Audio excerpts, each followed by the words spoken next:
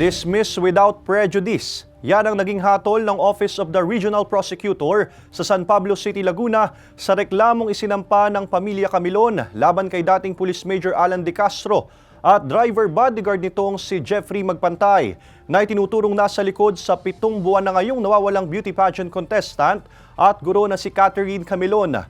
April 23 nang i-dismiss ng Regional Prosecutor ang kasong kidnapping and serious illegal detention laban sa mga akusado. Ngayong araw lang natanggap ng pamilya Camilon ang kopya ng desisyon.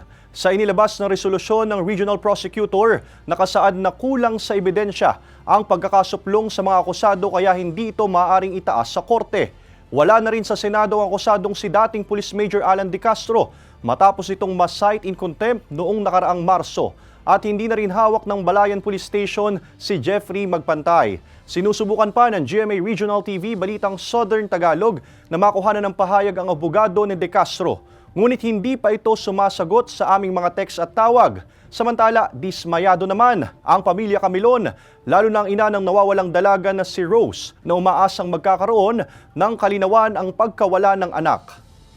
Mahirap, ma'am. Siyempre, wala naman kaming ibang inaasahan kundi yung magkaroon ng magandang resulta ito. Tapos ganito, hanggang hindi nagkakaroon ng resulta ito ng sagot huwag naman kaming bibitawan. Yan naman ang sabi nila sa amin. Maghihintay pa, wala namang nangyayari. Yun, na-dismiss na.